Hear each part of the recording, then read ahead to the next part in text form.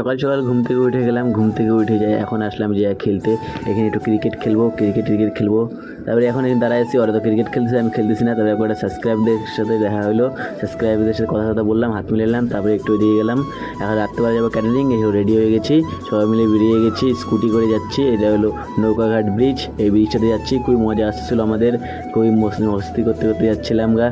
বেশি দূর নাই, সামনেই আছে আমাদের। এখন বিয়ে বাড়িতে পৌঁছে গেলাম। দেখো এখানে টেবিল সাজানো হয়ে গেছে, আমরা একটু পরে কাজ করব। আমরা একটু দাঁড়ায় আছি, তারপরে কাজ করতে লাগবে। তারপরে দেখো ওরা প্লেট মুছতেছে, এদের কাজ এটা করতেছে, আমি শুধু বলতেছি মুছতে ওদেরকে।